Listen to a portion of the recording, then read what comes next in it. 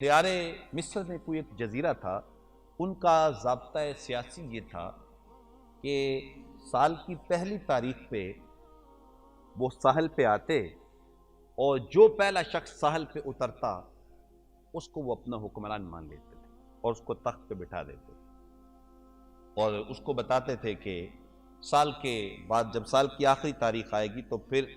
اسی جزیرے کے دوسرے کنارے پہ ایک جو ہے وہ جنگل ہے، ہم تجھے وہاں پہ پھینک آئیں گے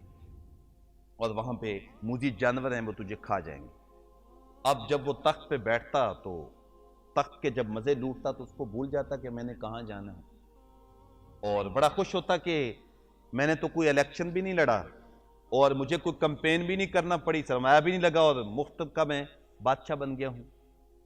تو بس دستور ان کا یہ تھا کہ سال کی آخری تاریخ کو وہ اس کو جا کے جو وہ جنگل میں پھینک آتے تھے۔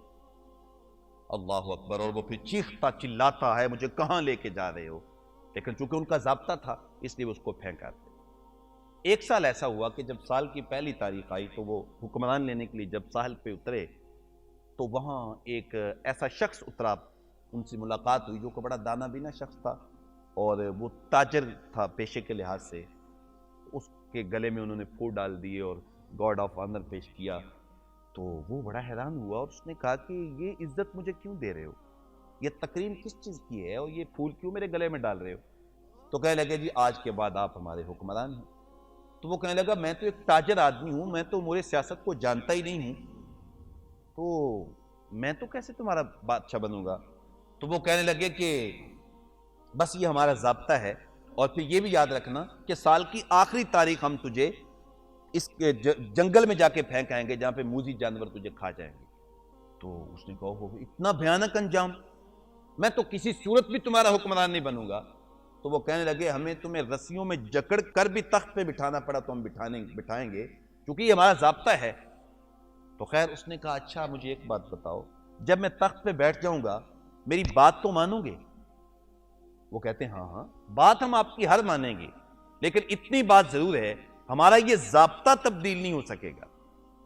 لیکن ہم تیری ہر بات جو انتظامی امور ہیں ہر بات تیری مانیں۔ اچھا اب ہوتا کیا تھا کہ جو بھی تخت پہ بیٹھتا وہ عیاشی میں پڑ جاتا، بھول جاتا کہ بالآخر میں نے کہاں جانا ہے، لیکن یہ جب تخت پہ بیٹھا نا تو اس نے پہلا کام یہ کیا کہ بلدیہ کے ملازمین کو بلا لیا اور جتنی جو ہے وہ اس جزیرے کی فورسز تھیں ان کو بلا لیا۔ فورسز کو پہلا کمانڈوز کو حکم جاری کی جنگل میں جاؤ اور جتنے موذی جانور ہیں سب کو قتل کر دو۔ پھر جو ہے وہ بلدیہ کے ملازمین کو کہا کہ جتنے وہاں پہ بوٹے ہیں، جتنے جنگلی درخت ہیں، جتنی جھاڑیاں ہیں سب کاٹ دو۔ پھر معماروں کو بلایا اور معماروں کو کہا کہ وہاں پہ جو ہے وہ چشمے کھودو، پھلدار پھولدار سایہ دار درخت لگاؤ، اور پھر ایک عالی مرتبت عالی شان محل تعمیر کروانا اس نے شروع کر دیا۔ تو سارا سال اس جنگل کے اندر سے موذی جانور کو قتل کروانے، جھاڑیوں اور بوٹوں کو کٹوانے، پھلدار پھولدار سایہ دار درخت لگوانے اور وہاں ایک عالی مرتبت محل تعمیر کروانے میں سارا سال وہ اسی جنگل کو درست کرنے میں لگا رہا۔ اب جب سال کی آخری تاریخ آئی تو وہ تو رسیاں لے کے آگے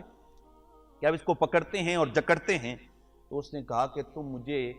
جکڑ کے نہ لے جاؤ، میں تو پیدل چل کے تمہارے ساتھ جانے کے لیے تیار ہوں، اس لیے کہ وہ جنگل نہیں رہا، وہ تو جنت کا منظر پیش کر رہا ہے۔ اب مولانا رومی یہ واقعہ لکھنے کے بعد وہ یہ بات کرتے ہیں کہ وہ اس تخت پہ بیٹھ کر عیاشی نہیں کرتا رہا،